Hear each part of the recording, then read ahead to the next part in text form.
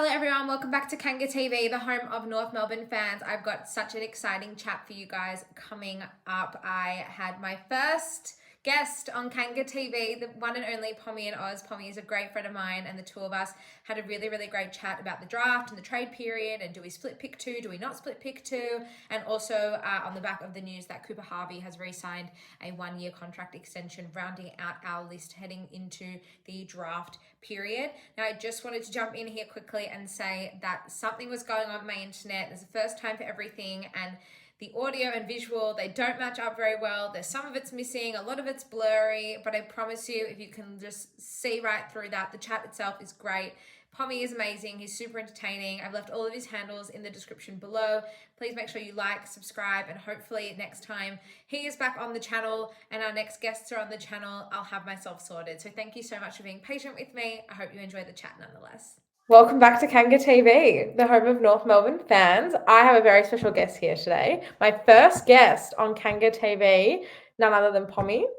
Pommy, welcome to Kanga TV. How do you feel? I am to be the first guest is a huge honour, and I am excited to feature on here as much as possible. But this is exciting. Look, you've got bright lights, you've got your own show. Yeah, you're all grown up, mans.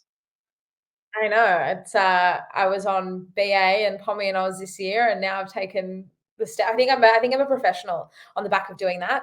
3 appearances across the season. So now I'm just like, oh yeah, okay, I'll do my own show. No worries. But anyway, here we are.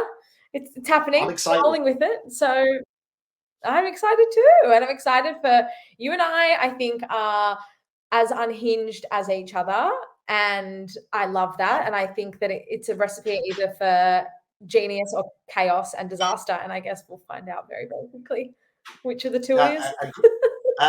A great man who raised me said the only difference between a hero and an idiot is the result, and I think that's how you'll judge our genius. The result will tell us if we're just dotty lunatics or sophisticated geniuses. Or maybe just somewhere in the middle. You guys let us know in the comments what you think. Pommy will be on the show very regularly, I'm sure, throughout the off season and then next season as well. So if you do enjoy what we put together, then please let us know. We are here today to talk about pick 2. Now, to split or not to split has been widely debated by North fans pretty much since the trade period ended. And we're recording today, it's the 24th of October, Thursday, the 24th of October. And this morning, Cooper Harvey, son of club legend Boomer, was offered a 1-year contract extension, which now means there's only 3 list spots left at North heading into the draft. And I think that probably throws a little bit of a spanner in the works as to whether we do split or not split pick 2 going into the draft. Now, I have to be honest, I initially thought that we would delist Coop and then redraft him as a rookie, but it seems like the club might go down a different path, which we'll get to in a minute. But what do you think initially on the back of North re-signing Coop on the senior list for a 1-year deal? Well, I mean, he was quite highly touted in his draft year, and we haven't really seen much of him, have we? But I mean, he was talked about not in the same echelons as his dad, obviously, but there was a bit of promise there, and obviously, I think I actually like it. I'm going to be totally honest with you. What he's played, is it 3 games now for you guys? It's not a great amount, but I actually like it when I like it when teams commit now, because I think that's a good show of faith in a young man's career. That the club has said, we're not going to give you that kind of headache, even though we're going to commit to you.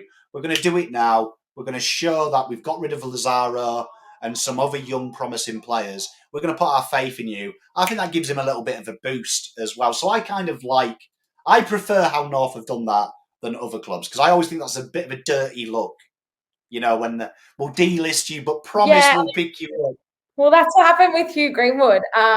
When he left the Suns, he was delisted at the end of 2021, and they said, we'll pick you up in the rookie, and then North swooped in 48 hours later and he came to North. So that was worked in my favour once upon a time. Wouldn't want us to try and risk it and then have someone else swoop in, which I don't think they would, but I do agree. For me, it kind of says, we're going to give you one last chance.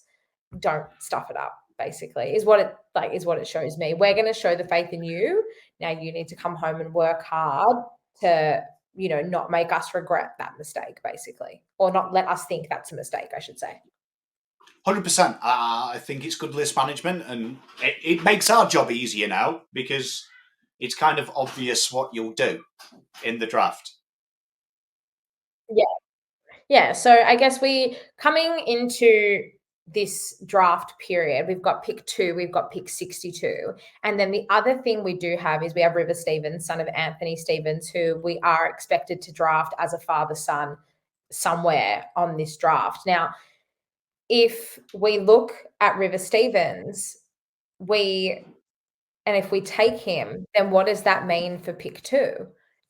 If we take him in the national draft and put him straight onto the senior list, then what does that mean for pick 2? Does it mean we split it? Does it mean we go to the draft with pick 2? And where, as someone who kind of knows how the draft works, but not 100%, give me Pom's guide to the draft for dummies with pick 2. What do we do from here? Well, I mean, the AFL updated the rules, do you know what I mean? Which a lot of people said it was the Cowton rule because they were trying to change the rules for Ben and Lucas Camporelli. But one of the offsets and the amendments was now you've still got that protection in the rookie draft as well for father and sons.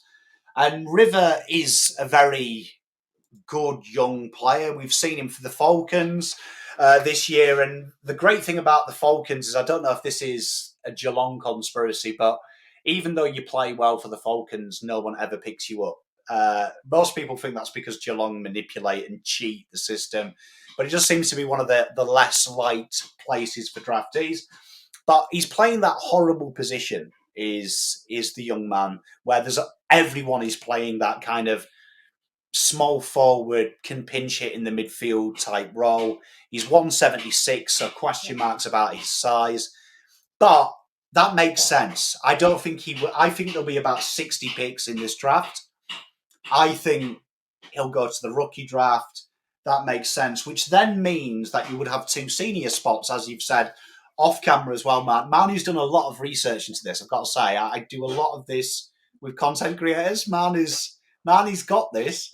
So it means that you either taking the best available player at 2, or if you split it, you've got that 36.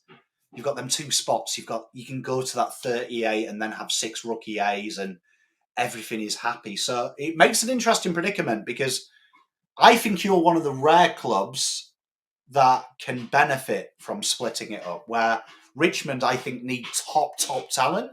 I think you guys have done a wonderful job at bringing in the young talent. So now it's finding them icing bits. You've got the sponge, we've put the jam in. Now we want the cute little blue fondant on the top of the kangaroo cake.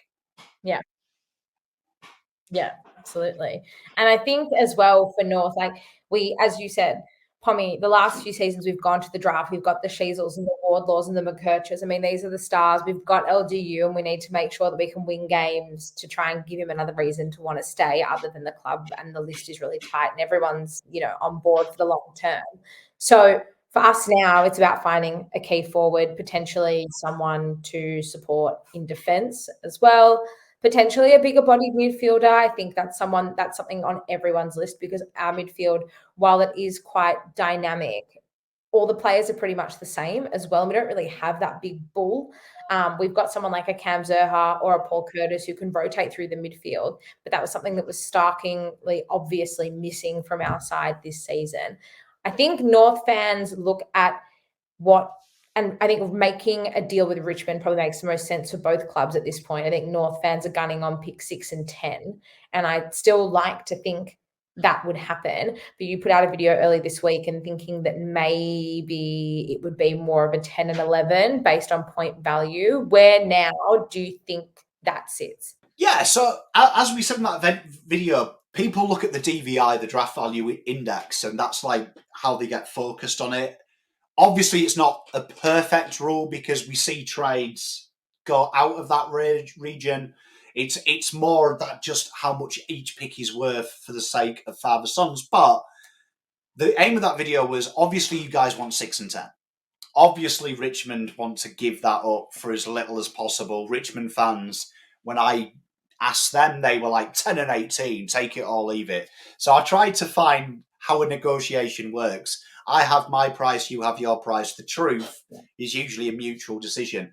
And why I said 10 and 11, the main thing is what North want out of this. I think you guys want key position players, right? And two, I think Alex Tyree, who would be the perfect player straight off the bat for you guys, it's way too early. It's way too early. Like, and what I mean by that is he might be the perfect player, but if I had two, is Alex Tyree the second best player? Obviously, he might be to you guys and girls, but I think if you can maximise that value, it would make sense that if I can slide down, Alex will still be there at 6, still be there at 7, 8. 9's probably the time where we look on this draft board where clubs are buying things. He may go. So that's why I tried to come to that agreement. It's going to be purely, though, what you value. So this comes down to your reason for key position players. Is it more than Richmond's need for another premium inside exciting midfielder? And I think there's a few options. I mean, St Kilda are another option I keep looking at because Sam Layla was heavy on their list, and 2 is probably your best chance, dependent on what Richmond do with 1. I do feel like you'll have a few options that no one's talked about because St Kilda are one of them teams that do they look at Murphy Reid versus Sam Layla? Do they think Sam Layla has a chance at 2? And if he does, are they willing to do that trade? So I think you're in a great position, and I keep saying this. I think Richmond's need for pick 2 is greater than your big need to trade down. So I always would say North Melbourne have the advantage. No, I agree. 100%. And I think we've fallen, maybe not necessarily fallen victim is maybe the wrong way to put it. But I mean, you look at the last however many years, 6, 7 years that we've sort of been in the bottom 2, and we've always gone midfielders. We've gone LDU, we've gone Jason Horn-Francis. Well, that didn't work out. We've gone for Sheasel, we've gone for Wardlaw, McKercher. Duursma's probably the only one that in that block of the past few seasons that isn't a midfielder, or that, isn't a typical midfielder. Now, Harry obviously played off halfback in his first season. Now he's pushed forward. McKercher, we expect, will do the same, given the recruitment of Caleb Daniel. So I think and I hope that we do, and maybe this is why we didn't go after Daniel Curtin last season in the draft, because at picks 3 and 4 is, 2 and then 4 is, are you taking Dan Curtin that high? No, you're not. So I really hope that we have drafted for so long on a best available basis. I just really hope we go into, and I think we will go into this draft on a needs basis more so, because I think we've got all the flashy, shiny bits and pieces. Now we just need the work and the bones to round out the structure to help us actually take a complete side forward as we push for another premiership. I agree, and I think that the options that we see, I think 6-10. That when I look at it, I do think if I was a Richmond fan, I always try and take my cow and head off. If I was a Richmond fan, 6 and 10 for 2, it might be worth it in the long run. But I think for me as a fan, I would go, I like 6. I think 6 gives us a bit of protection with 1 and 2. But you have to pay to go up. You have to pay. It's all well and good. So I think if you get 6 and 10, and let's just aim on that basis, I think you're in a real hot position there. I think that's a really exciting position for North Melbourne to go into this draft, because I think you've got literally then every door is open to North Melbourne. Every avenue you want to go down is suddenly open to you. And I can see Richmond, it makes their job easier. They can take Sam Layla, they can go exciting, take Finn O'Sullivan, or they can go super safe and find another Trent Cotchin consistent player like Jagger Smith.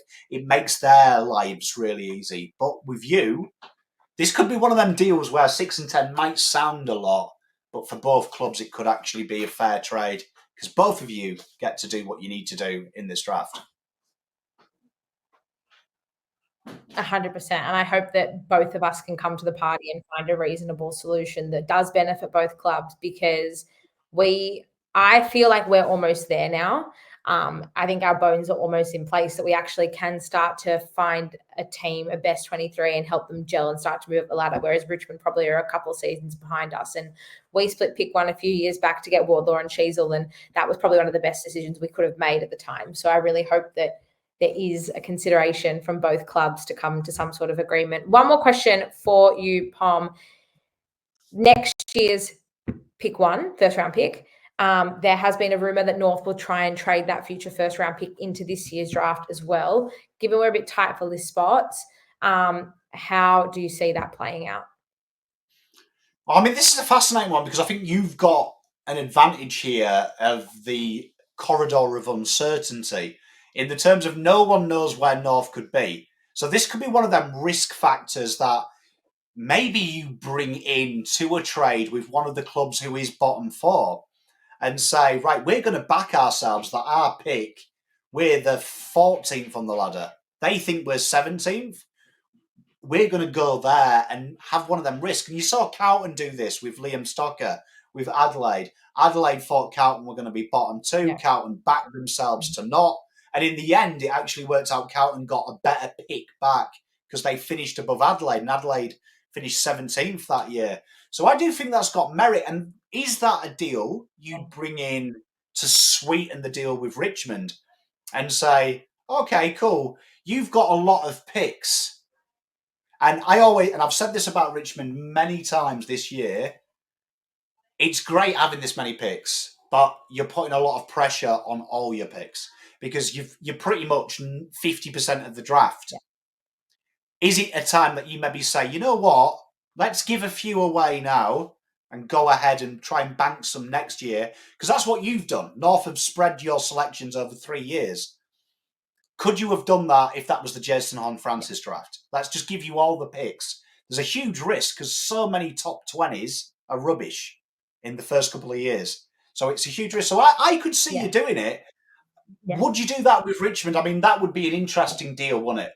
6 and 10, your future first for their future first.